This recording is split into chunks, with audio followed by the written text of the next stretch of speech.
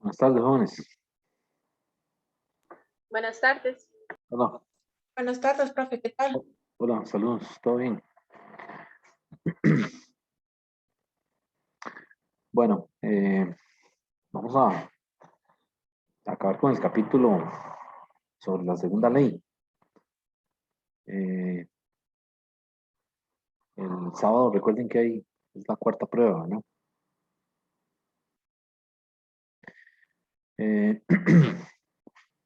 Bueno, el tema que queda pendiente para hacer un problema es el tema de la entropía, que es lo que vamos a ver hoy para aplicarlo a un ciclo. La entropía la vamos a denotar con la letra mayúscula S.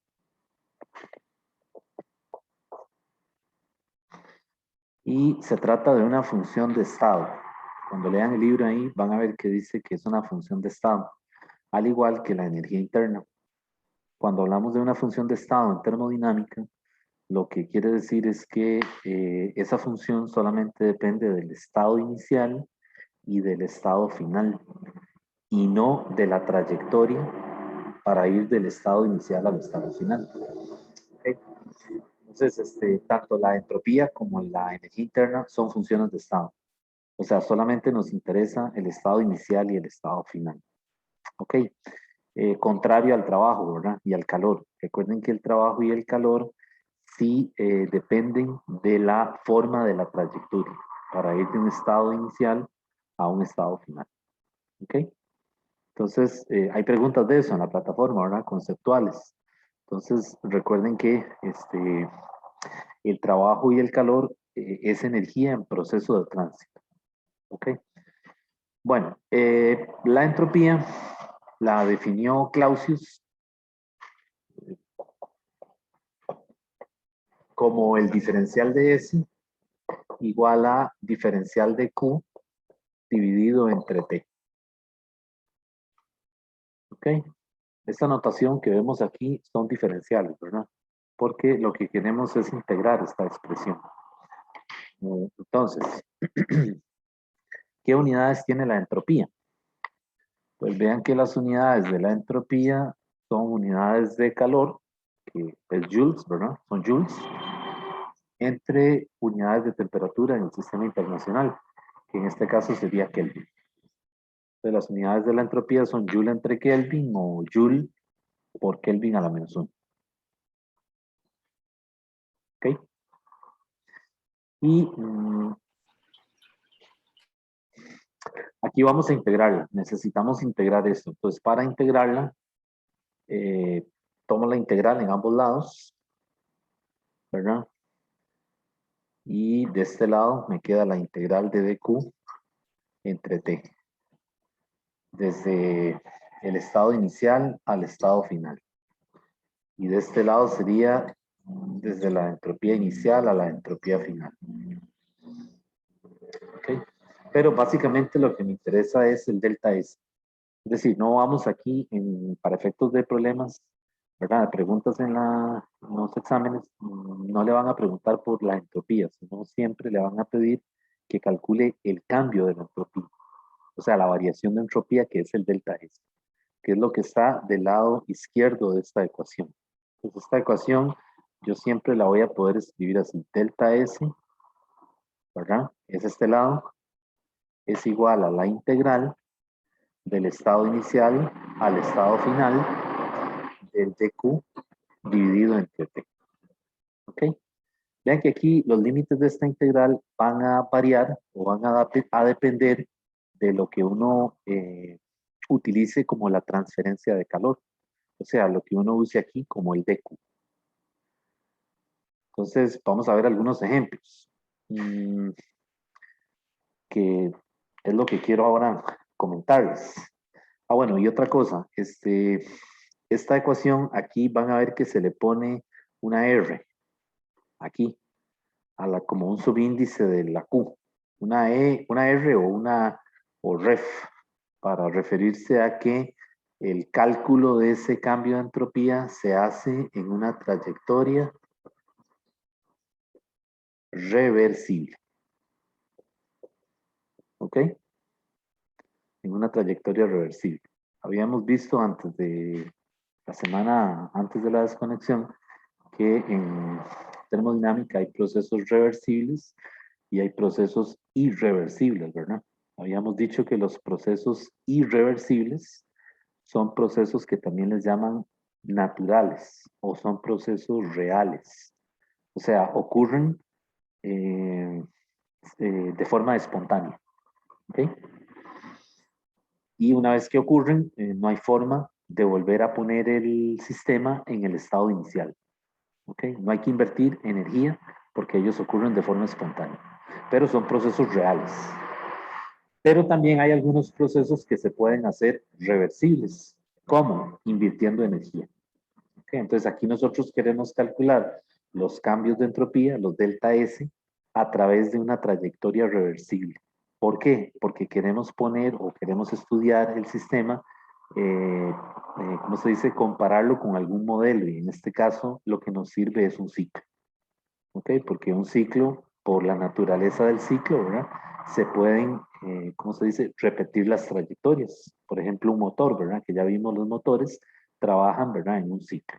De manera de que el proceso se repite continuamente, pero para eso, para que ocurra eso, necesitamos invertir energía.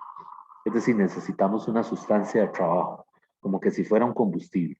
En este caso, esa sustancia de trabajo va a ser el gas ideal. Entonces vean que es una trayectoria reversible, ¿verdad? Y la sustancia de trabajo es el gas ideal. O sea que es un modelo completamente hipotético, ¿verdad? Pero es lo que tenemos, ¿verdad? Para calcular ese cambio de entropía. ¿Ok? Bueno, entonces, la entropía entonces, repasando, tiene unidades de joules entre Kelvin, ¿verdad? Siempre va a tener esas unidades. Y lo que nos van a pedir que calculemos son los cambios de entropía, o sea, el delta S. ¿Okay? Entonces esto siempre lo escribimos de este lado así, ¿verdad? Y de este lado mantenemos la integral con estos límites. Ya vamos a ver cómo ponerle límites concretos, ¿verdad? Para poder calcularlo. Bueno, ¿hay alguna pregunta de esto? ¿Está bien? Ok, entonces voy a borrar para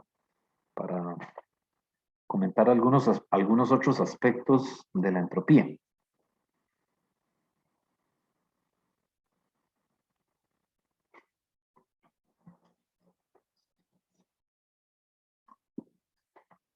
Bueno, resulta que la entropía, el cambio de entropía, que es lo que les dije que nos interesa calcular, ¿verdad?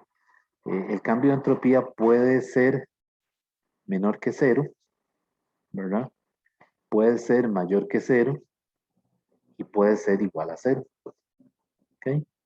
Entonces, siempre los procesos que son irreversibles, o sea, los procesos reales, el delta S siempre es mayor que cero. O sea que estamos en esta situación. ¿Ok? Para cuando se trata de procesos irreversibles. ¿Ok? Entonces, resulta que la entropía es una función en termodinámica y en general en física que cuantifica el grado de desorden de un sistema. ¿De acuerdo? Entonces, los sistemas, vamos a decirlo de una forma sencilla, se desordenan de gratis. Pero si usted necesita o quiere ordenar el sistema, cuando digo ordenarlo es volverlo a poner en la situación en la que estaba antes de que evolucionara. Si queremos que vuelva a ese estado inicial de orden, ¿verdad? Entre comillas, hay que invertir energía. ¿Lo ven? Entonces, en los procesos reales que ocurren de forma espontánea, los sistemas se desordenan y el cambio de entropía inevitablemente aumenta, es decir, se hace cada vez más positivo. ¿Okay? Entonces, los sistemas en la naturaleza, una característica es que tienden al desorden, ¿verdad? Por ejemplo, los tejidos envejecen, ¿okay? Y no hay forma, ¿verdad? De volverlos a poner en la situación en la que estaban antes de que ocurriera ese proceso. Entonces, todos los mecanismos biológicos, eh, ¿verdad? En la naturaleza son irreversibles, ¿verdad? Es decir, el delta S, el del cambio de la entropía, va a ser cada vez mayor que cero, o sea, va a aumentar. ¿verdad? Porque los sistemas se desordenan. ¿Ok? Ahora, en los procesos irreversibles, perdón, en los procesos reversibles, el cambio de entropía queremos mantenerlo igual a cero. Y cuando la entropía es negativa, cuando los cambios de entropía son negativos, el sistema lo que estamos haciendo es ordenando.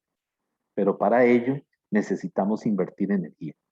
Por ejemplo, si tenemos hielo, ¿verdad? ¿Qué pasa con el hielo?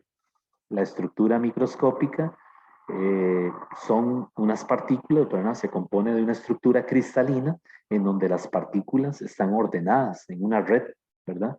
Cuando el hielo se funde, se convierte en agua líquida y ya ahora las moléculas del agua están en un medio circundando, ¿verdad? Tienen cierta movilidad, hay fuerzas de interacción entre una molécula y otra, pero ya el sistema ya no está tan ordenado como estaba antes en forma de hielo, ¿cierto?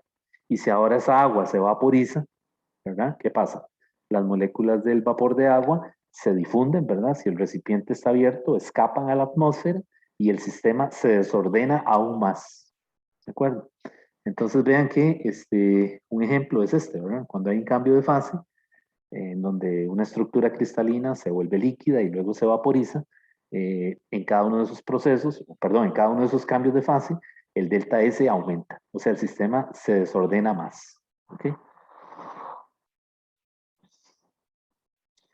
Entonces, una nota importante, ya las voy a ir numerando, porque tal vez para hacer un resumen, ¿verdad? Lo primero que hay que decir es que los sistemas aislados,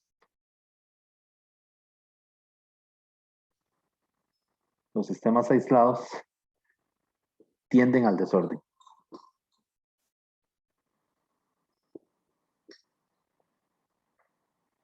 Y la entropía es una medida de este desorden. Y la S es una medida de este desorden. Entonces, ¿qué es un sistema aislado? Un sistema aislado es un sistema en donde no hay intercambio de energía ni tampoco de materia. ¿Okay? Por ejemplo, en física 1 estudiábamos un sistema aislado, ¿verdad? ¿Cuál era? Cuando estudiamos la ley de conservación de la energía, ¿verdad? Por ejemplo, un bloque que va bajando por un plano inclinado, lo aislábamos, ¿verdad? Y se supone que ahí no habían transferencias de energía ni desde el sistema hacia el entorno, ni viceversa. ¿Okay? Entonces, cuando tenemos un sistema aislado de esa naturaleza, ¿verdad? Lo que ocurre es que lo que uno esperaría es que el sistema tienda a desordenarse, ¿verdad? Y entonces, los delta S, el cambio de entropía, va a ser cada vez, va a ser siempre mayor que cero, ¿ok?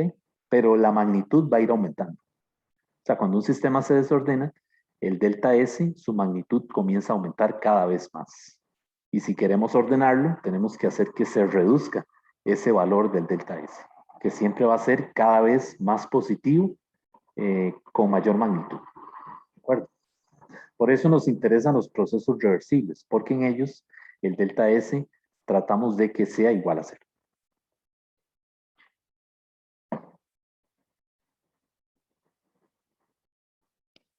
Todos los sistemas aislados tienden al desorden, ¿verdad? La otra cosa es que la entropía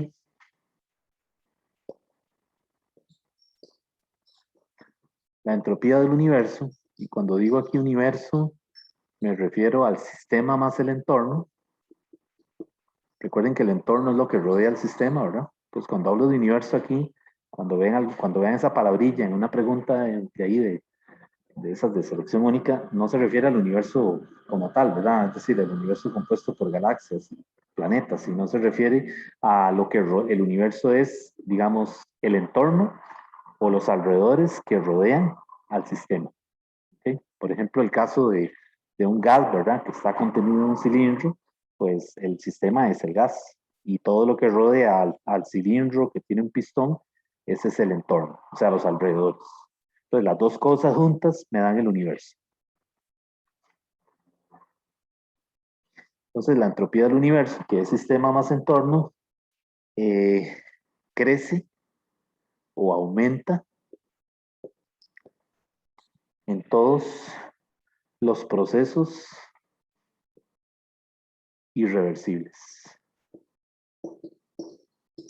que era lo que ya dijimos, ¿verdad?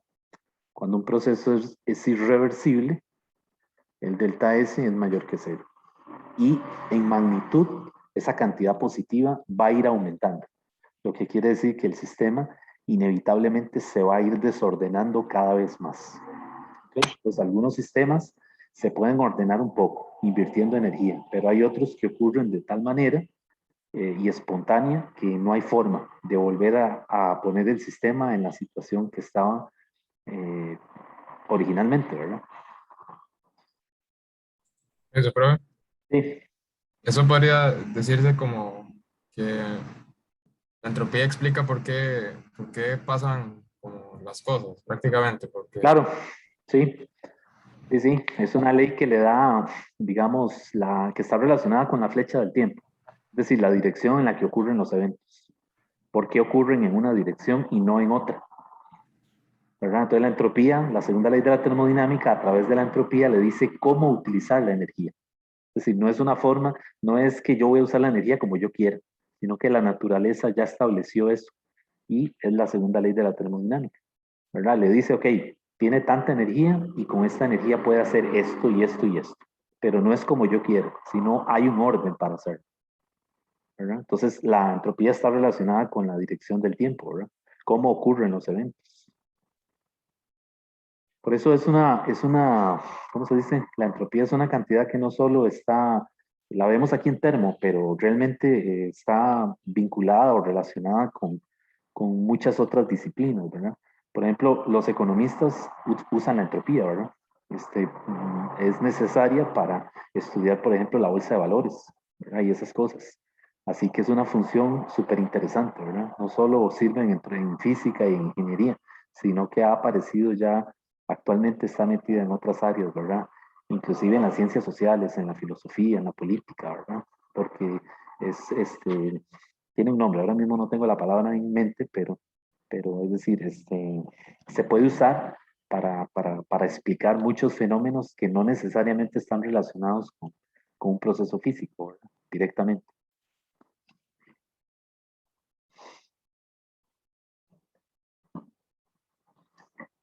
Bueno, la tercera, estas las estoy poniendo, jóvenes, porque he visto que hay preguntas conceptuales y tal vez como para que las tengamos vistas, ¿verdad? La otra es esta, el cambio de entropía, el delta S, de un sistema solo depende, y subrayo esa palabra solo depende de las propiedades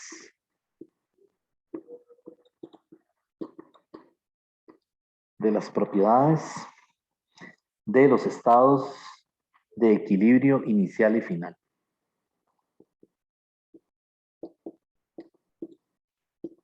De los estados de equilibrio inicial y final.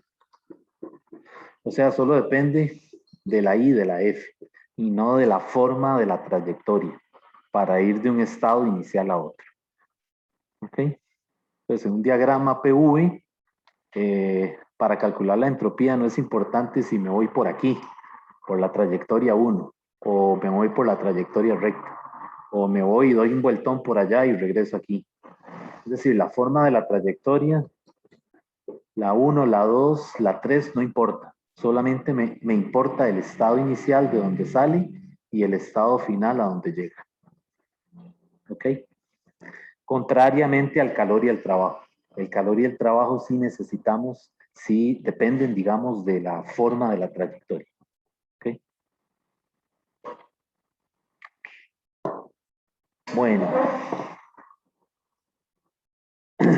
La 4 voy a ponerla ahí arriba, porque yo creo que ahí abajo no me va a alcanzar.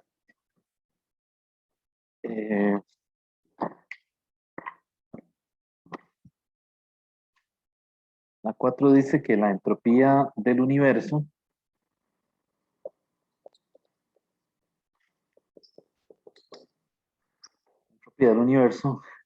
permanece constante. Permanece constante. en los procesos reversibles. Yo dije que era igual a 0, lo dije mal. Es que permanece constante en los procesos reversibles, no y, sino reversibles. Yo ahora al principio dije que era igual a 0, lo dije mal. O sea, sí puede ser igual a 0, pero lo que queremos es ver que la entropía, no el cambio, la entropía, la S, permanece constante en los procesos reversibles. O sea, todos aquellos procesos en donde usted invierte energía puede mantener controlada la S, es decir, evitar que comience a aumentar, o sea, que aumente el desorden. Pero claro, no hay almuerzo gratis, ¿verdad? Estamos invirtiendo para que eso ocurra. Por ejemplo, ponemos a un gas a trabajar en una trayectoria cíclica. Entonces, es un proceso que se repite, ¿verdad? Continuamente, de manera de que se está invirtiendo energía. Por ejemplo, un motor, ¿verdad? Extrae el combustible, ¿verdad? Extrae el calor de la fuente a mayor temperatura y una parte la convierte en trabajo y la otra parte se va a las partes de la máquina, ¿verdad? Como calor que la máquina libera. ¿Okay? Pero se está invirtiendo energía, ¿verdad? Entonces, de esa manera yo puedo mantener o hacer que la entropía sea constante. ¿Okay? Vean que aquí hay que distinguir la S del delta S. Una cosa es la S, la entropía, y la otra cosa es el delta S, el cambio de entropía. Entonces, si la entropía es constante, quiere decir que la inicial y la final son iguales. Por lo tanto, el cambio de entropía tiene que ser ¿qué? Tiene que ser igual a 0. ¿De acuerdo? Entonces, en los procesos irreversibles, ¿qué dijimos? El cambio de entropía aumenta. Y en los procesos que son reversibles, la S es constante. Por lo tanto, el delta S va a ser 0. ¿Ok?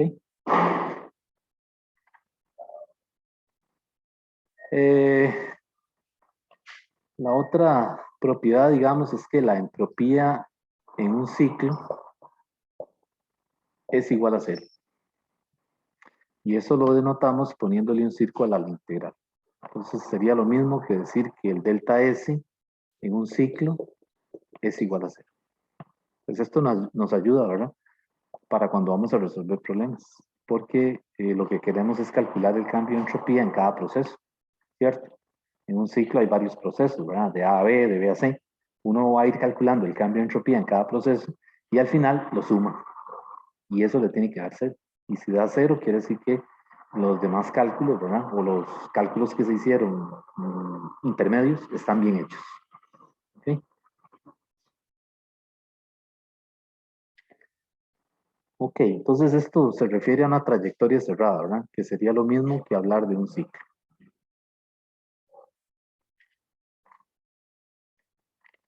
Bueno, y la otra que ya es la última, la 6, es el enunciado de la segunda ley desde el punto de vista de la entropía. Recuerden que ya habíamos visto el enunciado de la segunda ley cuando vimos el enunciado KP, ¿verdad? De Kelvin Planck, que decía que era imposible que un motor, ¿verdad? Convirtiera toda la energía, todo el Q absorbido, que lo convierta únicamente en trabajo mecánico. O sea, eso no se puede. ¿Okay? Y también estaba el enunciado de Clausius, que decía que es imposible, ¿verdad? Que un refrigerador enfríe sin que haya un motor externo eléctrico que provea esa energía, ¿cierto? Bueno, ahora hay un enunciado más que es, digamos, el punto, es la segunda ley, ¿verdad? Otra vez, pero el punto de vista de la entropía. ¿Ok? Entonces, ese enunciado dice así. Este es el enunciado de la segunda ley. Enunciado de la segunda ley. Lo que dice es que el cambio de la entropía del universo, el delta S del universo, debe ser mayor que 0 para un proceso irreversible. Ya lo había puesto, ¿verdad? Por ahí. Debe ser mayor que 0 para un proceso irreversible e igual a 0 para un proceso reversible. Ven que aquí está la I, ¿verdad? Cuidado. Entonces, mayor que 0 cuando es irreversible. igual a cero cuando es reversible. ¿Y esto cómo? ¿Por qué? Bueno, porque la entropía inicial tiene que ser igual a la final. O sea, en un proceso reversible, la entropía se trata de mantener o se mantiene constante. De tal manera de que cuando yo hago el delta S, ese final menos ese inicial, eso me tiene que dar cero. ¿Está bien? Y la entropía, permiso, profe, en lo que usted había puesto hace un rato en la tabla, ¿verdad que tenía que ser constante para que fuese reversible? Correcto, sí, la entropía es constante cuando el proceso es reversible. Entonces, el delta S, no la entropía, el delta S es igual a cero. O Sí, sea, el son dos. delta. Sí. Perdón, ahí creo que dije algo mal. Ahora, Está bien. cuando el delta S es menor que cero, porque les puede dar que el cambio de entropía es menor que cero, lo que le está diciendo es que el sistema se está ordenando. O sea, usted está invirtiendo energía para que eso ocurra, ¿verdad? Porque si no, cuando se trata de un proceso irreversible, recuerden que los procesos irreversibles ocurren solitos, sin que usted invierta o haga nada. Por eso le llaman procesos espontáneos. ¿Ok? Entonces, esos procesos, el delta S siempre es mayor que cero. O sea, el sistema inevitablemente, inexorablemente se va a desordenar. ¿Ok? Permiso, profe, uno podría explicar el ciclo del agua desde la entropía? Sí, claro. Este, precisamente, bueno, la entropía la usan mucho los biólogos para estudiar todo lo que son los procesos, ¿verdad? Que, digamos, que ocurren en la naturaleza, ¿verdad? Pero claro, eso, pues, obviamente tiene que ser desde el área o desde el campo de un profesional en esta parte, ¿verdad? Pero sí, la entropía, eh, yo estoy hablando de ella aquí desde el tema que nos interesa, que es física, ¿verdad? Pero tiene un montón de aplicaciones, ¿verdad? Ok, bueno, esos son, digamos, los detalles que yo resumí, que me parecen más pertinentes y que están relacionados con la entropía, para, digamos, para efectos de alguna pregunta en la plataforma. Eh, el número 7, si quieren verlo así como el número 7, en los procesos adiabáticos, recuerden que no hay transferencia de calor, ¿verdad? O sea, no hay un flujo neto de calor del sistema hacia el entorno o viceversa. O sea, el sistema ni cede calor ni lo absorbe, ¿verdad? Entonces, en esos casos, como no hay transferencia de calor, pues el delta S es cero. Pues siempre que le digan que el proceso es adiabático, ¿verdad? Siempre que el proceso es adiabático, el delta S es cero. ¿De acuerdo? Y siempre que le digan el delta S del ciclo, también es igual a cero. Pero ya uno sabe aquí que este cero es igual a la sumatoria de todos los delta SI del sistema. Aquí solamente es el delta S en el proceso adiabático. ¿Está bien? Entonces esa es la diferencia, ¿verdad? En el ciclo yo tengo que sumar el delta S en cada proceso. Ahora, en análogo, ¿cuál es el análogo que habíamos visto en la primera ley? El cambio de la energía interna en un ciclo también es igual a cero, ¿cierto? Y el cambio de la energía interna en un proceso isotérmico es igual a cero. Pues ven que aquí hay un parecido, ¿verdad? Hay, digamos que dos parejas, el delta E del ciclo, el delta S del ciclo. Este delta E del ciclo también es la sumatoria de todos los delta de la energía interna. ¿Ok? Y aquí hay un delta S que es cero para el proceso adiabático. Y aquí hay un delta E de la energía interna que es cero para el proceso isotérmico. Ven que hay como un parecido, como que hay dos expresiones que, digamos, tienen su correspondiente pareja, si se puede llamar así, ¿verdad? Eh, digamos, para ambas funciones, ¿verdad? Para la entropía y para la energía interna. Bueno, ok. Voy a escribir ahora las ecuaciones más importantes, ¿verdad? Más relevantes para efectos de calcular los cambios de entropía, porque queremos ver cómo se calcula, ¿verdad?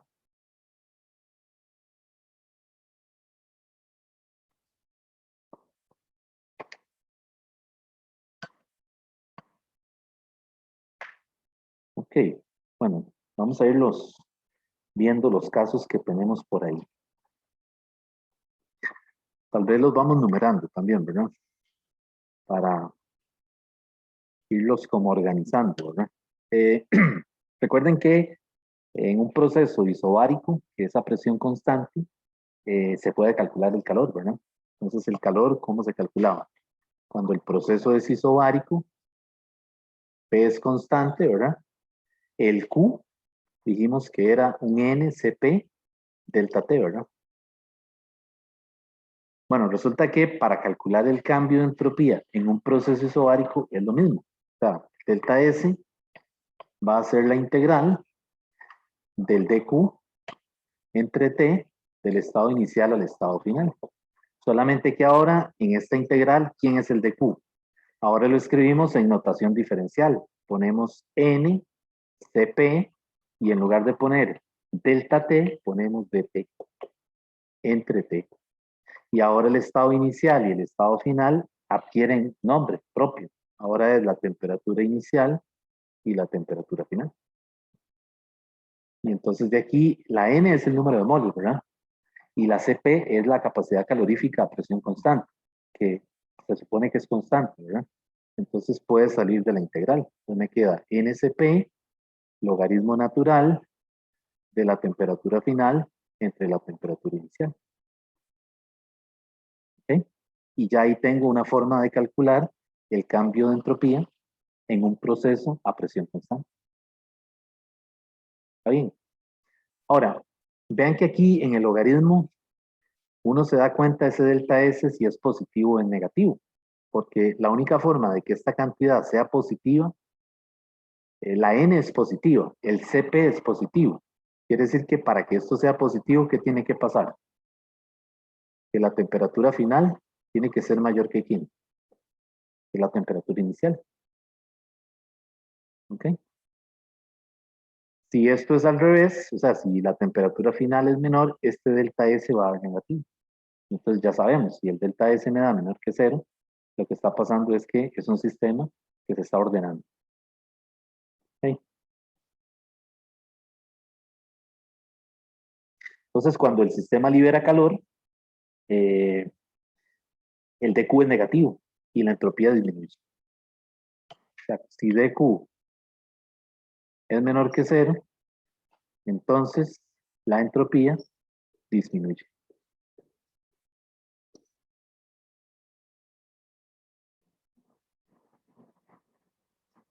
Igual pasa con el proceso isocórico.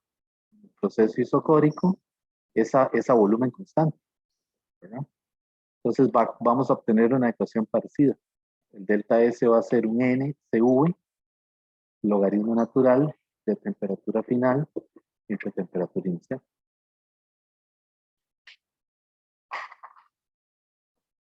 Bueno, esos son los primeros dos casos. ¿Qué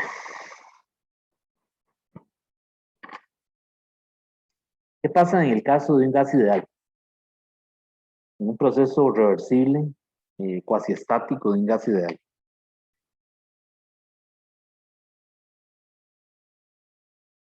Pues en el gas ideal el delta S se calcula así. El delta S va a ser NSV, logaritmo natural de la temperatura final entre la temperatura inicial, o sea, este término, ¿verdad? Más el NR, logaritmo natural del volumen final entre el volumen inicial. Eso es para un gas ideal. ¿Qué pasa, por ejemplo, cuando hay un cambio de fase?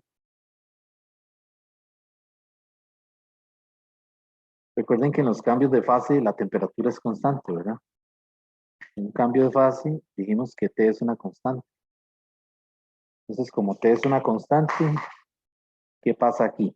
Que al utilizar esta fórmula, me va a quedar que el delta S va a ser M por L entre T.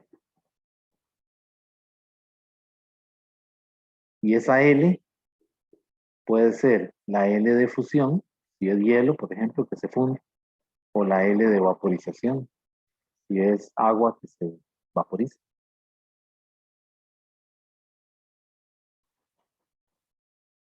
¿Qué pasa, por ejemplo, en conducción de calor? Si le dijeran que, si le dan un ejemplo de conducción de calor. ¿Cuál era el problema de conducción de calor? Vamos a recordarlo, era una fuente, ¿verdad? Que estaba a una temperatura TH y había una barra, ¿verdad? Y había otra fuente que estaba a temperatura TC, ¿verdad? Entonces TH es mayor que TC. Por lo tanto, el flujo de calor viene en esta dirección, ¿verdad? Pasa de la fuente caliente a la fuente, digamos, fría o a menor temperatura. A mí no me gusta hablar de caliente y frío porque no me ayuda en nada, pero mejor decimos que está a mayor temperatura y menor temperatura, ¿verdad? Bueno, ¿cómo se calcularía el cambio de entropía ahí? El delta S en conducción siempre se va a utilizar esta fórmula. Este es el delta S del universo, ¿verdad? Le voy a poner una U. Va a ser igual a T, perdón, Q, entre TC, entre TH, menos Q entre TC. Y esa cantidad siempre tiene que ser mayor que 0. Q entre TC, uy, lo puse al revés. Aquí es TC y aquí es TH. Así, ahora sí está bien. ¿Okay? ¿Qué me está diciendo? ¿Qué me está diciendo esta forma? Que el proceso de conducción de calor es un proceso de qué tipo. ¿Es irreversible o es reversible? ¿Qué me dirían ustedes? Irreversible, profe. Es irreversible. Irreversible, ¿verdad? Porque Porque cuando usted pone una barra ahí y el calor pasa a través de la barra, no hay forma de volver a hacer que ese calor vuelva a la fuente a mayor temperatura. Es imposible. Entonces, esta cantidad tiene que ser mayor que 0. Y ya dijimos que los delta S, que son mayores que 0, son procesos irreversibles, ¿verdad? El sistema se desordena inevitablemente. O sea, yo no puedo hacer que este calor, una vez que pasó a la fuente a menor temperatura, yo no puedo hacer que el calor que ya pasó aquí, volverlo a hacer que pase por la barra a la temperatura o a la fuente que está a mayor temperatura. Es imposible. yo pensé que era como por algo yo pensé que era algo porque cuando usted agarra un número mayor, digamos el calor es de la izquierda, Ajá.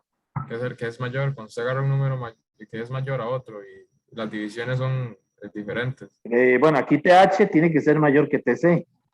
Ajá, pero cuando usted llega y lo divide, cambia la inecuación.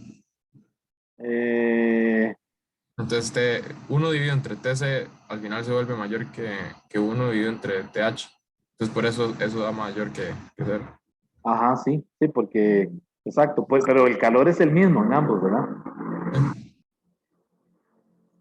Es que aquí estoy poniendo, lo que pasa es que el libro no lo dice, pero ahora que usted lo menciona, el delta S del universo siempre va a ser el delta S del sistema más el delta S del entorno. Recordemos esa fórmula, universo es entorno, lo que rodea el sistema, más el sistema. Pues realmente lo que están es haciendo esta suma, ¿verdad? Y diciendo que el delta S del entorno es 0. Solo me interesa el delta S del sistema, ¿verdad? Que es el calor que cede la fuente a temperatura TH y lo absorbe la fuente a temperatura TC. Hay que aprendérselo así, ¿verdad? Por ahora. Si le hablaran de un problema de conducción, si les hablan de algo así, esta es la ecuación, ¿verdad? Q entre TC menos Q entre TH, y eso me tiene que dar mayor que 0. Cuidado, la confunden con la de Carnot, ¿verdad? Porque para Carnot hay otra, y es esta. Voy a ponerla de una vez porque se puede prestar para confusión, ¿verdad? Eh, la número 6 sería esta, ¿verdad? El delta S de Carnot. El delta S de Carnot es QH entre TH menos QC entre TC. Son muy parecidas, ¿verdad? Esa no es mayor que 0. Esa es igual a 0. ¿Ok? Entonces, cuidado. Cuidado, confunden el delta S, un ciclo de Carnot, con el problema de la conducción. Vean que las fórmulas son muy parecidas, ¿verdad?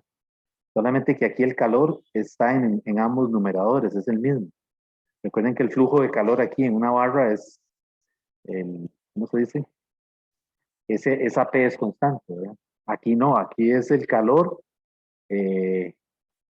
¿cómo se llama? De la fuente a temperatura TH. Y este es el calor absorbido. Y este es el calor cedido. Entonces, cuidado, ¿verdad? No confundan la conducción con el caso de un motor.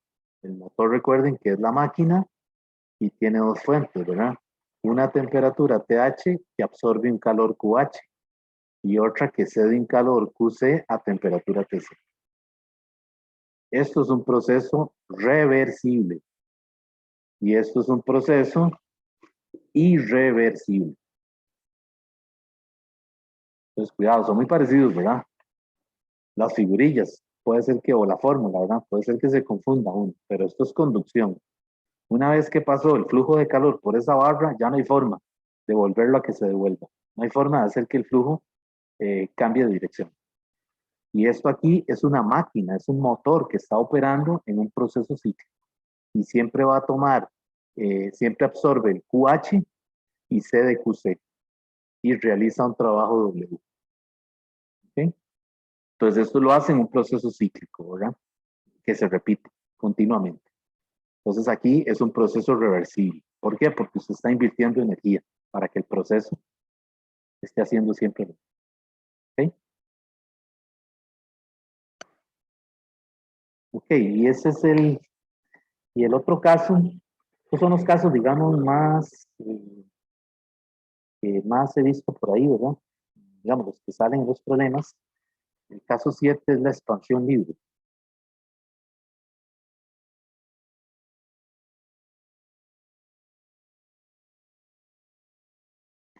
¿Qué es una expansión libre? Una expansión libre, que se lo mencionan ahí,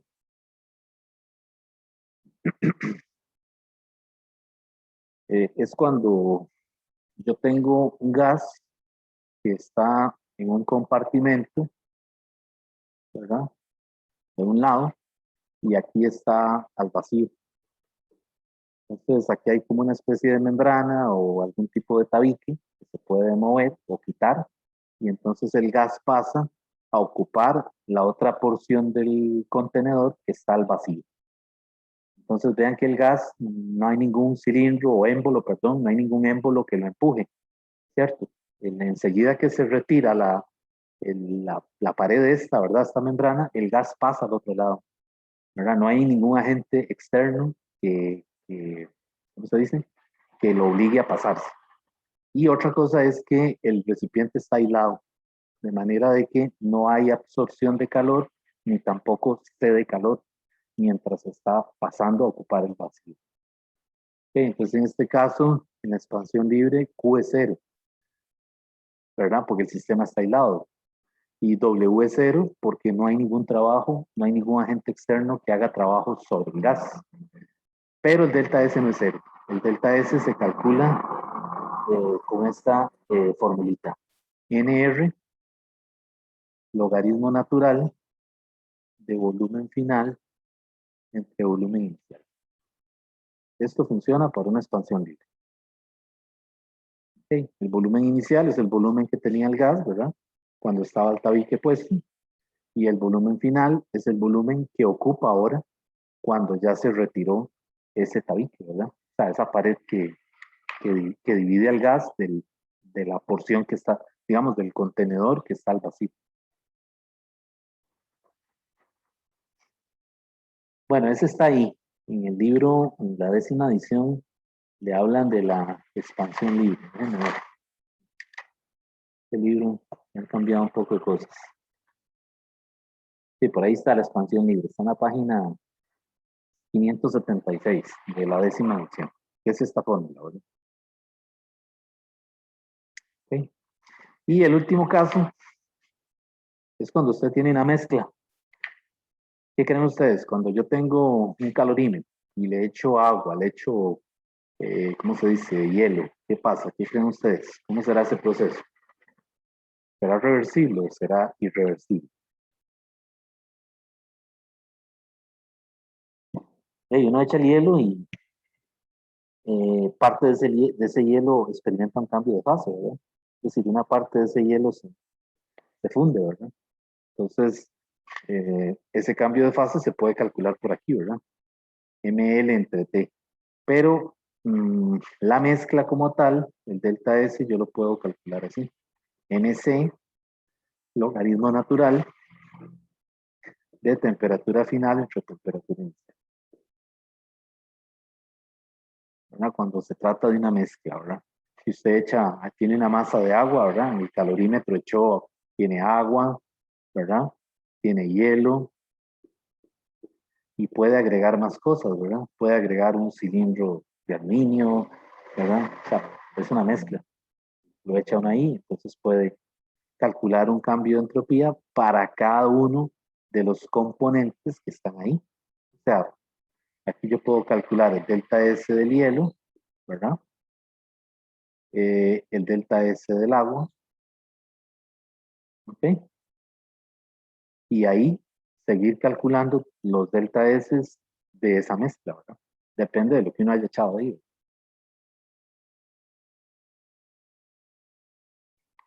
¿Esa C de qué es, profe? Ese es el calor específico. Ese es calor específico. Y en las otras fórmulas que puse al principio, NSV delta T, digo, logaritmo natural, vean que son muy parecidas, ¿no? Esta es para un proceso isocórico, pero aquí es moles, número de moles, capacidad calorífica a volumen constante. ¿Okay? Y aquí es masa y la C es calor específico. Entonces vean que son muy parecidas. Esta es para mezclas, ¿verdad? Cuando usted tiene un calorímetro que le echó agua, hielo, quiere calcular los cambios de entropía. Y esta es para gases, cuando tengo un proceso a volumen constante o a presión constante, ¿verdad? Aquí también puede ser, en lugar de CV, puede ser CP, ¿verdad?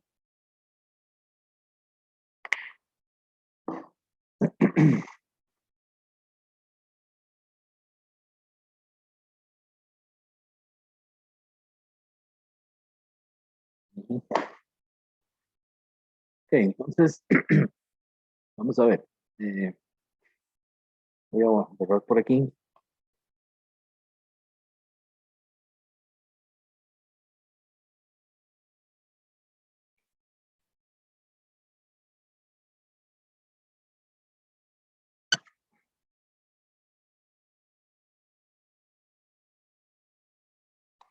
Por ejemplo, vamos a ver, voy a hacer un ejemplo rapidito de esto de las mezclas.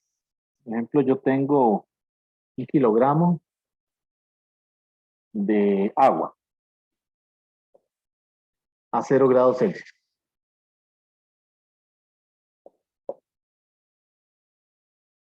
Ajá, y eso se mezcla con una cantidad igual de agua, otro kilogramo de agua, pero ahora a 100 grados Celsius. Por supuesto, esto es hielo, ¿verdad? Y esto es agua líquida. Entonces tengo 1 kilogramo de hielo a 0 grados Celsius y se lo echo a 1 kilogramo de agua que está a 100 grados Celsius.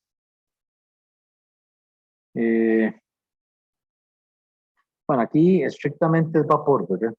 Yo dije agua, pero es vapor de agua, ¿verdad? Cuando ya está a 100. Y entonces dice, después de que se alcanza el equilibrio, la mezcla tiene una temperatura uniforme de 50 grados Celsius. O sea, le está diciendo que la temperatura de equilibrio es 50. ¿Se puede calcular? ¿Sí? ¿Cómo la calcularía esta temperatura si no me la dan?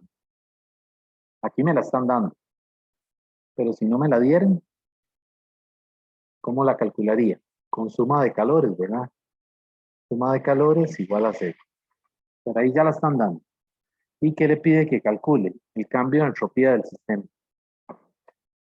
Le está diciendo que calcule el delta S del sistema.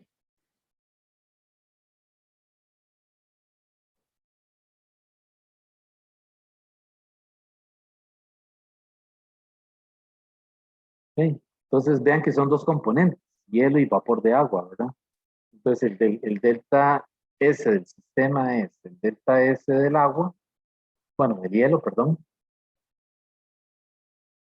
más el delta S del vapor.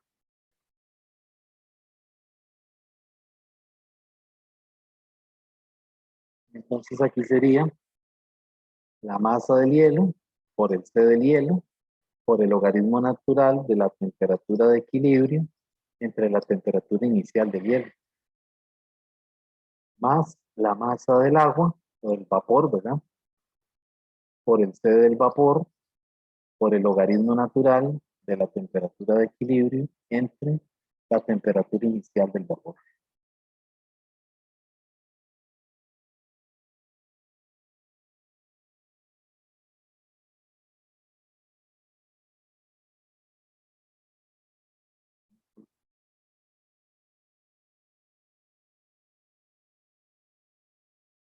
Y bueno, entonces aquí, pues hay que tener a mano que le den el calor específico del hielo, ¿verdad? Y el calor específico del vapor de agua. Esos datos hay que buscarlos en la tabla. Las masas las tengo, es 1 kilogramo. Y la temperatura de equilibrio me la dieron, es 50. Entonces, cuidado, aquí la temperatura de equilibrio es 50 más 273. No se les olvide que es en Kelvin, ¿verdad? Y abajo, la temperatura inicial del agua son 0 grados, ¿verdad? 0 grados, ¿qué sería entonces? 273, ¿verdad? Y para el caso del vapor, aquí sería entonces 50 más 273. Y abajo sería los 100, ¿verdad? El vapor más 273. Y aquí sería 0 más 273. No se les olvide que estas temperaturas aquí adentro tienen que ir en Kelvin, ¿verdad? Es decir, estas ecuaciones funcionan si la temperatura está en Kelvin, ¿verdad? Tiene que, lo que le den en Celsius, sumárselo arriba y abajo, ¿verdad? Como lo estoy haciendo aquí, ¿verdad? 50 más 273, 0 más 273.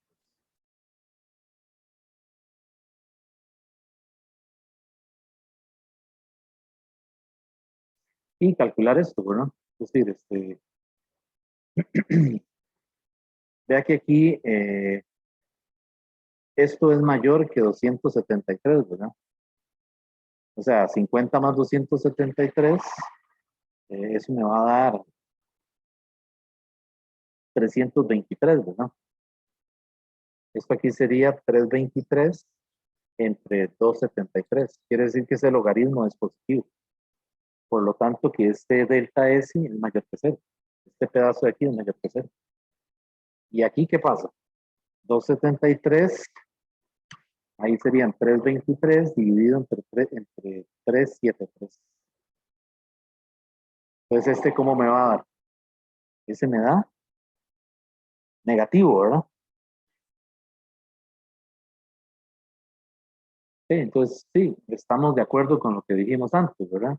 Vean que en los casos en donde es mayor que 0, la entropía aumenta el desorden, ¿verdad? Y donde es negativo, ¿qué está pasando? El sistema se ordena, ¿no? Cuando decimos se ordena a nivel microscópico, es que las partículas, ¿cómo se dice? Eh, tienden a ocupar una estructura más estable.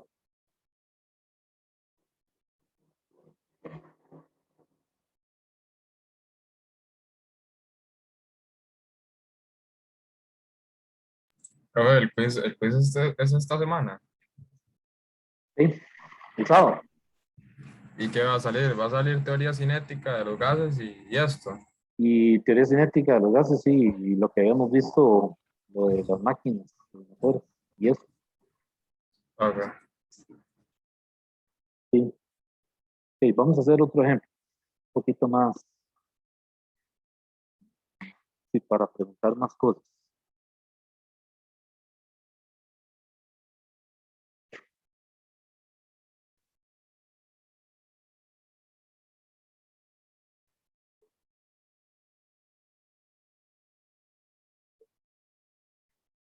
Vean este problema. A ver,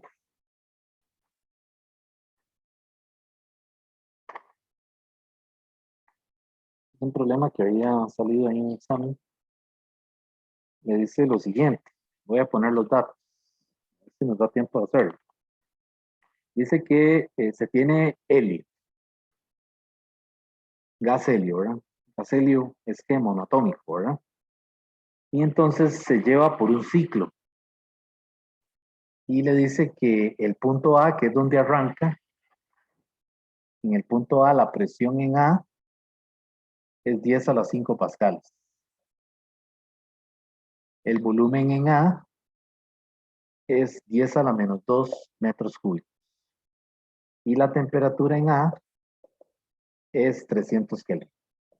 Este es el punto inicial de donde arranca el gas. Es decir, ese gas va a efectuar un ciclo. Y entonces la parte A le dice que haga un diagrama PV y le van describiendo lo que pasa, es decir, cómo se comporta el ciclo. Entonces el problema le dice lo siguiente. Le dice que a partir del punto inicial de la A, dice que se realiza una expansión isotérmica hasta llegar a B. Y una vez que está en B, se realiza una transformación isocórica hasta llegar a C. Y a partir de C se lleva a cabo una compresión adiabática. Una compresión adiabática. Hasta llegar nuevamente al punto A. ¿Ok? Y le dice que el volumen en B es 2 por 10 a la menos 2 metros cúbicos. Y la temperatura en C es 189 Kelvin. ¿Ok? Dice, en condiciones experimentales se considera trabajar con el helio para realizar pruebas sobre el uso de este gas en la generación de energía. Para ello, el helio se encuentra en el estado inicial, ¿verdad? Que es el punto A, con las siguientes coordenadas. Presión en A, 10 a la 5 pascales. Volumen en A, 10 a la menos 2 metros cúbicos. Y temperatura en A, 300 Kelvin. Y a partir de ahí es que le dicen que haga el diagrama diagrama de V.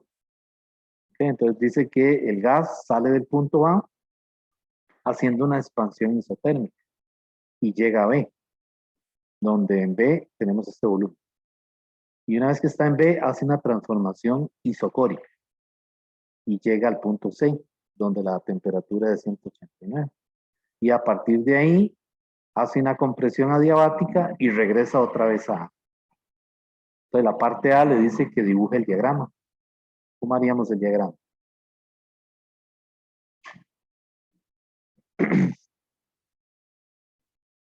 Sería, es un diagrama PV, ¿verdad? Entonces dice que hace una expansión isotérmica. Una expansión es un aumento de volumen, ¿verdad? Entonces tiene que ir así.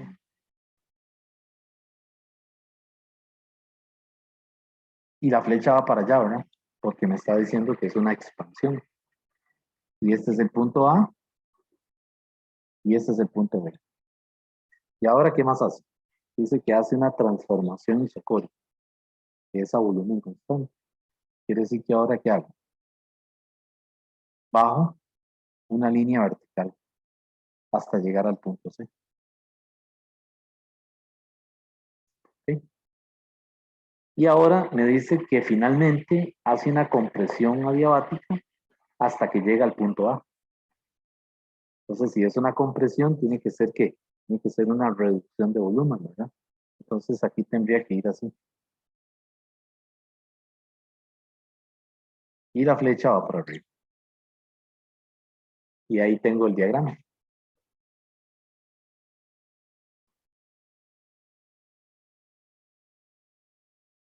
¿Sí?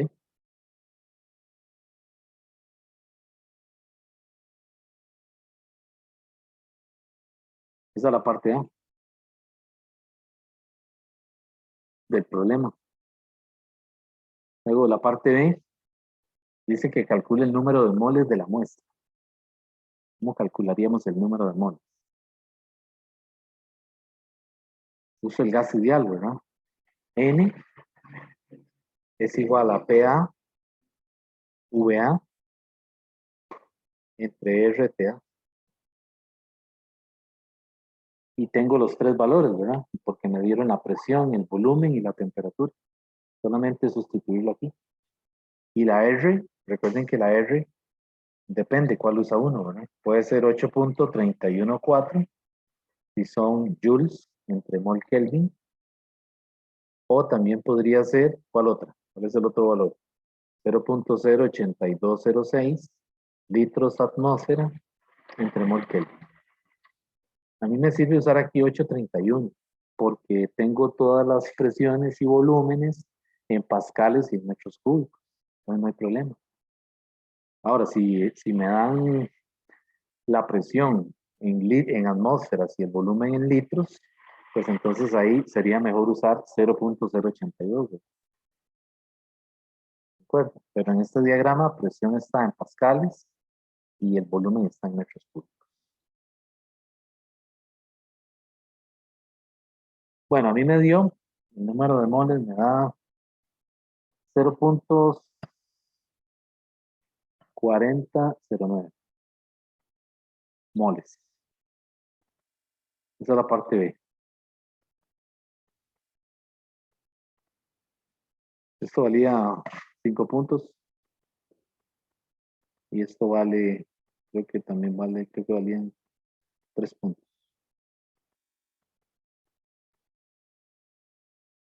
¿Sí? Tiene que sumar 40, ¿verdad?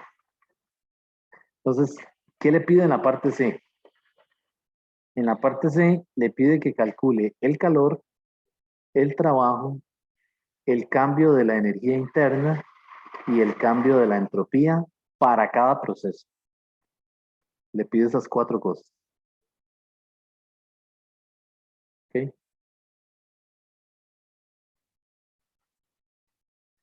Calor, trabajo, cambio de energía interna y cambio de entropía.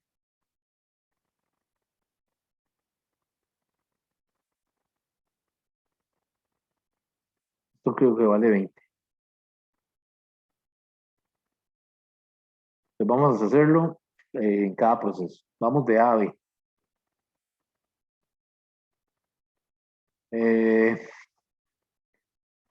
Este proceso recordemos que es isotérmico. Este dijimos que es isocórico. Y este es adiabático. ¿Cómo distinguimos un adiabático de un isotérmico? Si las dos son curvas. ¿Quién me dice? Diferente temperatura, que cambia de curva, digamos. Aquí la temperatura es constante. Pero aquí no. Sí, exacto, que cambia de temperatura. ¿Sí? Pero hay otra forma, digamos, hay otra forma más a nivel visual. Que habíamos dicho. Recuerden que los procesos adiabáticos tienen mayor pendiente que los isotérmicos, ¿verdad? Entonces vean que esta curva tiene mayor pendiente en este punto que la pendiente de la isotérmica. Entonces la pendiente de un adiabático siempre es mayor que la pendiente de un isotérmico. Y así uno se da cuenta cuál es cuál, ¿verdad? Si no le dijeran, ¿verdad? Pero por lo general le indican, ¿verdad? Ok, entonces vamos a calcular, vamos al caso de AB. ¿Cuál sería el cambio de la energía interna en el proceso de AB? ¿A qué es igual el cambio de la energía interna? Vean que es un proceso a temperatura constante. Y en un gas ideal, ¿qué habíamos dicho? En un gas ideal, la energía interna solamente es función de la temperatura. Por lo tanto, la energía interna evaluada en el punto final, en T, es igual a la energía interna evaluada en el punto inicial en T. Y esto es igual a 0. ¿Ok? Y por lo tanto, el Q es igual al negativo del W. Y por aparte, el W es menos NRT, logaritmo natural de volumen final entre volumen inicial. Entonces, ¿qué sería el trabajo? Tengo el número de moles ya. Tengo la R. ¿Cuál temperatura uso? Es en el proceso isotérmico, ¿verdad? Toda esta curva está a 300, ¿verdad? Porque me dicen que es un proceso isotérmico. Quiere decir que la temperatura en A tiene que ser igual a la temperatura en B. Tienen que ser 300. ¿Cierto? Y los volúmenes, aquí sería, ¿cuál sería el volumen inicial? Sería el volumen en A. Y el volumen final sería el volumen en B. Y los tengo, ¿verdad? Porque me dieron el volumen en A y me dieron el volumen en B. Ahí. Entonces, eso yo lo hice y a mí me dio, para que revisen ahí, tal vez si alguien puede hacerme el cálculo, a ver si no metí las patas ahí. A mí me da menos 693.10 joules. Y estamos bien, ¿verdad? Tiene que dar negativo, porque si es una expansión, es el trabajo que hace el sistema sobre el entorno. Ese trabajo tiene que ser menor que 0. Es decir, si aquí me da positivo, algo anda mal. ¿Está bien? Y por lo tanto, el calor es el negativo del negativo. O sea que sería más 693.10 joules. Y ya ahí tengo el Q, el W y el cambio de energía interna. ¿Y qué me falta? El cambio de la entropía. ¿Qué pasa aquí en la entropía? Es la integral del estado inicial al estado final del dQ entre T. Pero la temperatura es constante. Pero si es una constante, ¿qué pasa? Puedo sacarla de la integral. Entonces aquí me quedaría realmente Q sobre T. ¿Cierto? Pero Q es igual a menos W. Entonces realmente el cambio de entropía es el negativo del W entre T. Y aquí serían menos 693. A ver cómo es la cosa. Creo que más bien más 693. Sí, 693 entre la T. ¿Cuál es la T? 300. Y eso me tiene que dar en joules sobre Kelvin. Esa no la hice. Tal vez si alguien me da el valor, que no tengo aquí una calculadora.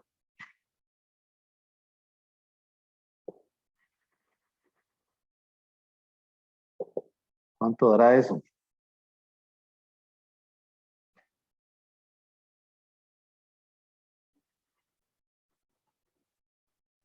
De 2.31, me da a mí. 2.38 positivo. Joule 31, entre Kelvin. 31. Pues vean que mayor que 0, ¿verdad? Proceso irreversible. 2.31, profe. Ah, 2.31. Ok. Sí. 2.31. Mayor que 0, ¿verdad? Positivo. Quiere decir que es un proceso irreversible. ¿Ok? Y es lo que uno esperaría, ¿verdad? Es un gas que se está expandiendo isotérmicamente, ¿verdad? Es decir, no hay forma de que el proceso yo lo vuelva atrás, ¿verdad? Bajo las mismas condiciones, ¿verdad? Teniendo temperatura constante, sin invertir energía, ¿verdad? O sea, si yo invierto energía, sí, ¿verdad? Pero si no, no, ya el proceso ocurrió, no se puede hacer más, ¿verdad? Vamos al proceso de BAC. Es este de aquí, ¿verdad? ¿Qué pasa en el proceso de BAC? Es un proceso isocórico. En un proceso isocórico, el trabajo vale ¿cuánto? 0, porque no hay área bajo la curva. ¿Cuánto vale el calor? El calor es un N CV delta T, porque es a volumen constante, ¿verdad? ¿Y el CV cuál es? El CV es 3 medios de R. ¿Por qué? Porque es un gas monoatómico, es helio. Y aquí la temperatura es temperatura final menos la inicial. La final es en C y la inicial es en B. Y vean que la temperatura en C es menor que la temperatura en B. Quiere decir que este calor, ¿cómo me va a dar? Me va a dar negativo. Por lo tanto, en el tramo de B a C, el gas se enfría, libera calor, que es el Q cedido. ¿Sí?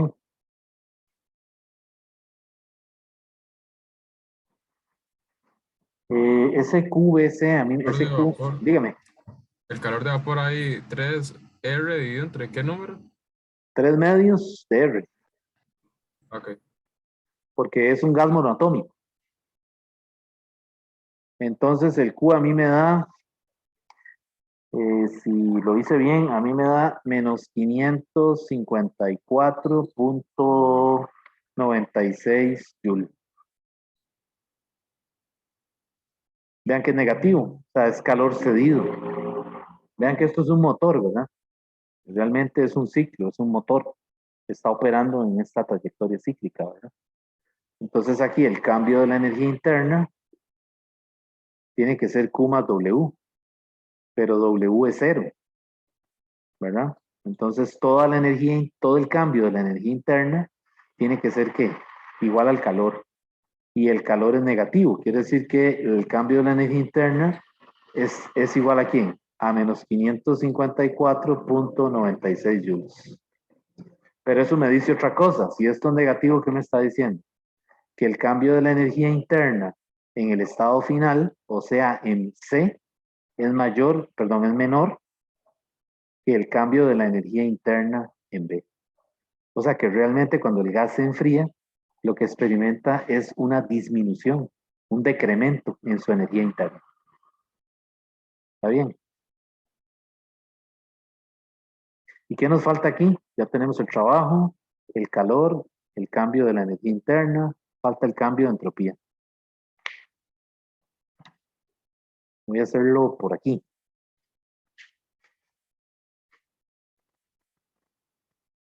¿Qué sería el cambio de entropía? Vean que eso, Una pregunta. dígame. Es que me surgió una duda. En el Ajá. cambio de energía interna, en el proceso que hicimos hace un rato, de A hasta B, ¿Sí? ¿por qué es cero? Porque la energía interna de un gas ideal solo es función de la temperatura. Y al ser la temperatura constante, porque es un proceso isotérmico, la energía interna en ambos estados, en el inicial y el final, es la misma. Y cuando yo hago la resta es como que restar a 5 menos 5, me va a dar 0. Gracias. ¿Ok? En gases ideales, no se les olvide, siempre que es un gas ideal, la energía interna solamente es función de la temperatura. Y es el único caso que hemos visto, así que no hay forma de, digamos, de confundirse. En gases reales sí, el gas puede depender de la energía puede depender del volumen, ¿verdad? Pero aquí, gas ideal solo depende de la temperatura. Entonces la energía interna, el cambio de la energía interna es cero. Ok, vamos al cambio de entropía en el proceso de PAC, ¿verdad? Decíamos que es un proceso a volumen constante, ¿verdad? Entonces aquí sería delta S es igual a la integral del estado inicial al estado final del dQ sobre T. Pero ya yo sé calcular eso. Eso es un NCV, logaritmo natural de temperatura final entre temperatura inicial. Ya lo tengo, ¿verdad? Fueron las fórmulas que, ¿cómo se dice? Pusimos al principio, ¿verdad? Que yo las iba enumerando. Esta es como la número 2. ¿Ok? ¿Y cómo lo calculo? Pues sería el número de moles, que ya lo borré, son 0.44009 por 3 medios por 8.314 por el logaritmo natural de temperatura final, que es la temperatura en C, que son 189, dividido entre la temperatura inicial, que es en B, que son 300. Y vean que aquí esto me va a dar negativo, porque esta cantidad, 189, es menor que 300. ¿Alguien me podría calcular este delta S? Bueno, ya casi que lo sé. Me atrevería a poner la respuesta, aunque no lo he calculado, pero yo creo que da menos 2.31. Alguien que revise, por favor. Yo no lo calculé, pero tiene que dar eso. Ya les digo por qué. Tiene que dar esta misma cantidad, el 2.31 que me dijeron por ahí, pero nada más que negativo.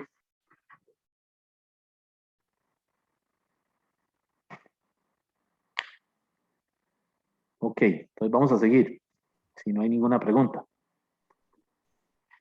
Vamos entonces al proceso de C a A, que es el que me falta, ¿verdad? Voy a borrar por aquí.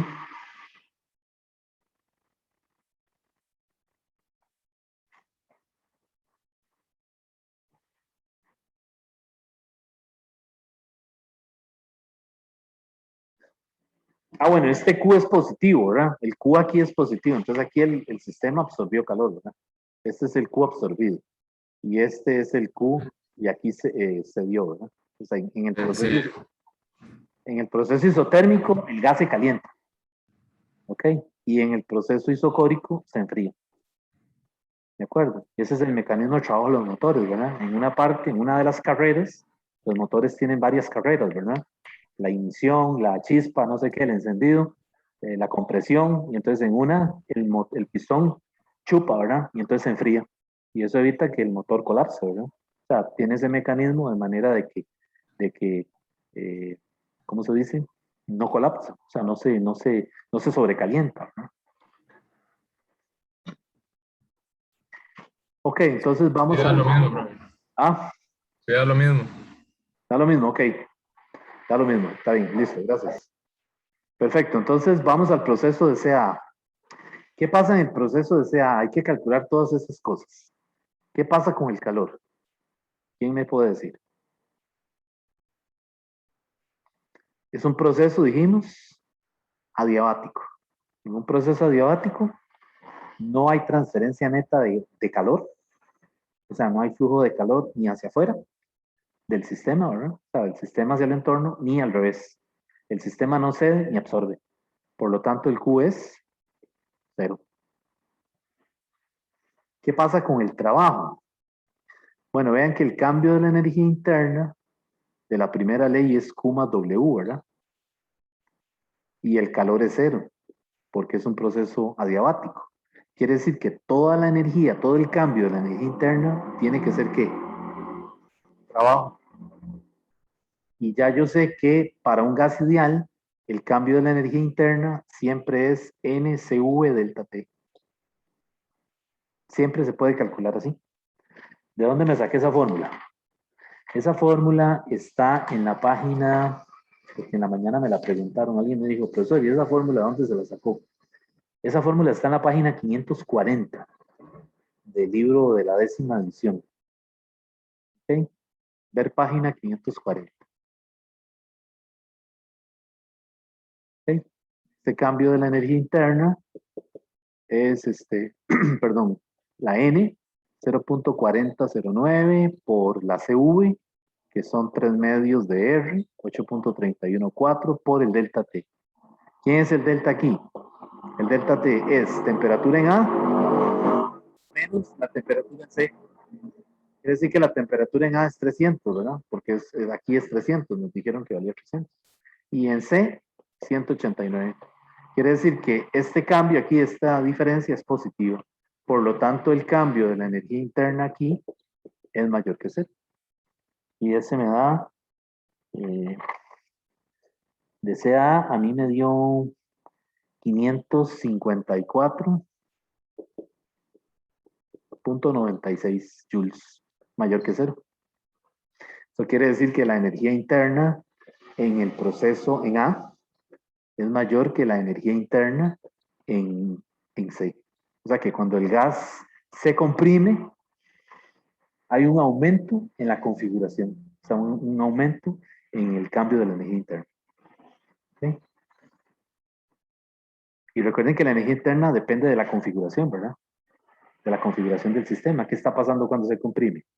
Cuando yo hago una compresión aquí sin que absorba o se da calor, las moléculas las estoy juntando, ¿de acuerdo? Estoy cambiando la configuración. Y lo que está pasando es que ese cambio es un cambio positivo, es un aumento en la energía interna. Ok, entonces vean que aquí ya yo calculé dos cosas, ¿verdad? Yo ya calculé el cambio de la energía interna y también calculé ¿qué? El trabajo. Por lo tanto, el trabajo también es 554.96 joules. ¿Qué pasa si yo no me recuerdo de esta fórmula? Y quiero calcular el trabajo adiabático. Pues hay otra fórmula. Hay otra fórmula para calcular el trabajo adiabático, que es esta. 1 entre gamma menos 1, multiplicado por presión final, volumen final, menos presión inicial, volumen inicial. Y la presión final, los valores finales son PA y VA. Y los valores iniciales son ¿quién? PC, VC. Entonces, ahí sí habría que calcular la presión en C, ¿verdad? Porque no la tengo. Para hacerlo por aquí, ¿verdad? El gamma sí lo tengo, porque el gamma, ¿qué sería? El gamma es el gamma de un gas monoatómico, ¿verdad? ¿Cuál es el gamma de un gas monoatómico? El gamma es CP, ¿verdad? El gamma de un monoatómico es CP entre CV, que serían 5 medios de R entre 3 medios de R. Cancelo los medios y las R's y me queda 5 tercios. Quiere decir que el gamma aquí son 5 tercios. Y la presión inicial, que es la presión en C, la puedo calcular con el gas ideal, ¿verdad? Porque vea que es un proceso a volumen constante, ¿verdad? Entonces, para calcular esta presión inicial, yo puedo usar el gas ideal. Presión en B, entre temperatura en B, es igual a presión en C, entre temperatura en C. Y de ahí saco la presión en C. La presión en C me da, a mí me dio 3.15 por 10 a la 4 pascales. Y el volumen inicial, que es el volumen en C, ya lo tengo, porque vean que el volumen en C es igual al volumen en B. Y el volumen en B me lo dieron, ¿verdad? Es 2 por 10 a la menos 2. Quiere decir que ya tengo las dos presiones y los dos volúmenes. Hacer esta operación y eso también me debería dar 554.96 joules. ¿Ok? Y otra cosa, vean que ese trabajo tiene que ser positivo, ¿eh? Por lo que dijimos ahora, es una compresión, ¿verdad? En este caso es el entorno está haciendo trabajo sobre el sistema, ¿verdad? Cuando el gas se comprime, es el entorno. Alguien está bajando el cilindro, algún agente externo, ¿verdad? Se le está aplicando una fuerza y está bajando el cilindro lentamente, ¿ok? De manera de que está aumentando la configuración del sistema, que se ve reflejada en un aumento del delta E, del delta de la energía interna.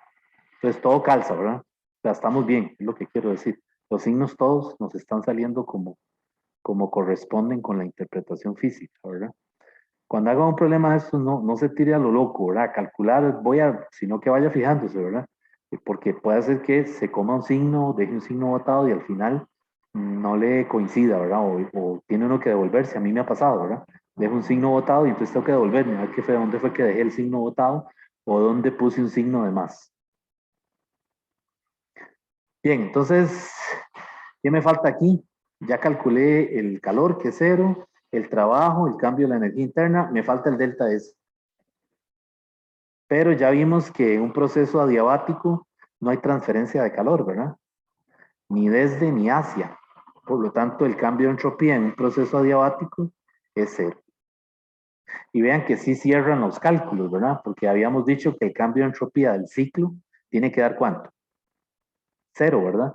Para un ciclo completo tiene que dar 0. Véanlo aquí, si yo sumo, si yo calculo el delta S del ciclo, es la sumatoria de todos los delta S, que son 3, ¿verdad? El AB, el BC y el CA.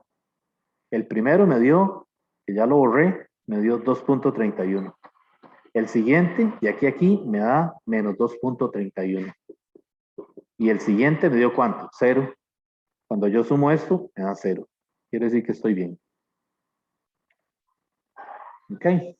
Y lo mismo debería pasar con el cambio de la energía interna, ¿verdad? Cuando yo sume los 3 cambios de energía interna, me tiene que dar 0. Y así es, ¿verdad? Porque este me dio 0, ¿verdad? Porque es un proceso isotérmico. Este me dio 594, si mal no recuerdo, positivo. Y este ahora me está dando ¿cuánto? Perdón, 554, ¿verdad? Entonces, también, ¿verdad? En el caso de la energía interna, me da también 0, porque el primer proceso de AB es isotérmico. Ese me da 0. El siguiente me dio 554.96, ese me dio negativo. Revisen ahí los cálculos, que era este, ¿verdad? El de BAC. Y ahora el que me están dando de CA me da ¿cuánto? 554.96. Y ahí otra vez me contabiliza 0. Quiere decir que sí, que me están cerrando los cálculos, ¿verdad? Bueno, ¿alguna pregunta de eso?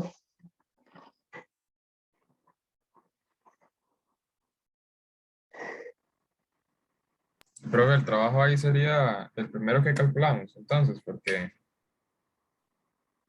hay uno que como que da negativo o algo así del trabajo. Sí, el trabajo sí no tiene que dar 0. Usted dice el trabajo neto. Sí, ese mismo. Sí, el trabajo neto, la suma, a eso voy. El trabajo neto no da 0, ni el calor neto tiene que dar 0. Los únicos que dan 0 es la suma de todos los cambios de energía interna y la suma de todos los cambios de entropía. Esos son los únicos que dan 0. Entonces el trabajo neto, vamos a borrar aquí arriba porque no me queda espacio. El problema me pide en la parte E o D, no sé cuál es esta parte, me dice que calcule las eficiencias, la eficiencia de la máquina y la eficiencia de Carnot. ¿Cómo se calcula la eficiencia de la máquina? Habíamos dicho que la eficiencia de la máquina es el trabajo neto dividido entre el Q absorbido. Valor absoluto, ¿verdad? Eso fue lo que vimos en la última clase. Y el valor absoluto es porque puede ser que el trabajo neto sea negativo. Y efectivamente en este problema lo es. A mí me da, sería menos 693.10 más 0, que es el proceso isocórico, más 554.96. Y abajo el Q absorbido. ¿Cuál es el Q absorbido? El positivo. ¿Dónde el calor es positivo? En el proceso isotérmico. Ese me da 693.10. Y cuando hago eso me tiene que dar menor que 1. Entonces el E de la máquina me da 0.1993. 0.1993, que en porcentaje eso es 19.93%. Esa es la eficiencia de la máquina real. ¿Ok? Entonces vean que aquí arriba esta cantidad me da negativa, ¿verdad?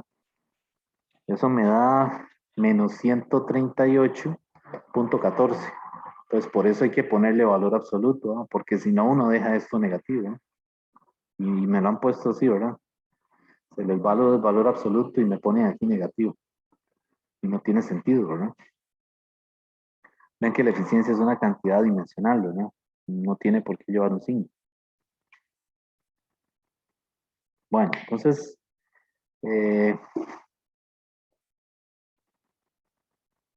no tiene que llevar un signo negativo. Vamos con la eficiencia de Carnot. ¿Cómo se calculaba la eficiencia de Carnot? Es 1 menos la temperatura TC entre TH. Que yo les decía a ustedes que siempre es la temperatura menor entre la temperatura mayor. De todo lo que usted vio en el ciclo, ¿verdad? O sea, de las 3 temperaturas, tiene que haber una que es la menor y una que es la mayor, ¿verdad? Entonces, en este proceso es isotérmico, o sea que estas dos son 300. Y este proceso aquí es isocórico, esta es 189. Quiere decir que la menor es 189 y la mayor es ¿cuánto? 300. Y esto tiene que ser mayor que la eficiencia de la máquina real. Porque eso es lo que dice el teorema de Carnot, ¿verdad? Que no hay ninguna máquina más eficiente que la máquina de Carnot, ¿verdad? Entonces, esta operación tiene que ser mayor que 1993, ¿verdad? A mí me da 0.37, que en porcentaje sería 37%. Quiere decir que estamos bien, ¿verdad? La eficiencia de la máquina de Carnot es mayor que la eficiencia de la máquina real, ¿verdad?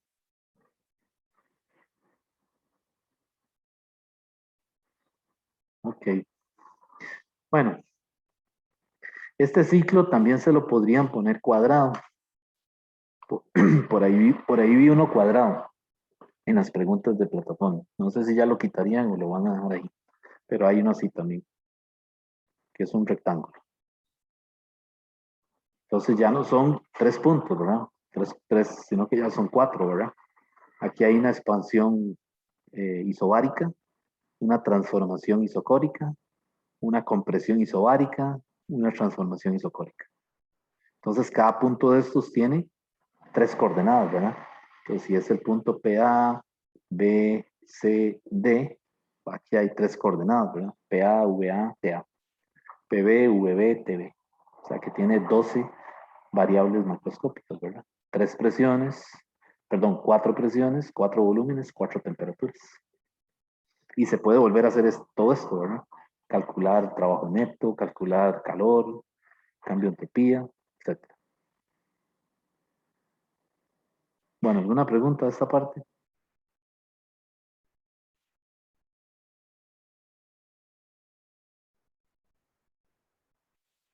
No. No, profe. Bueno, entonces con esto damos por terminado el capítulo del tema de la segunda ley de la termodinámica. El jueves deberíamos empezar con el tema de campo eléctrico, que ya es el primer capítulo del volumen 2. Y el cuarto quiz está para el sábado, que si no me equivoco la fecha es 23, ¿verdad? 23 de octubre, que cae sábado. La repo, por si alguno de ustedes está en repo, ¿verdad? Es el miércoles a las 5 de la tarde. Bueno, entonces vamos a quedar aquí si no hay ninguna pregunta. ¿O hay alguna pregunta? ¿No hay dudas? Bueno, entonces, pues nos veríamos el próximo jueves, ¿verdad? Para continuar con el material. Hasta luego. Gracias, profe. Profe. Chao, profe, gracias. Bueno, pura vida, hasta luego.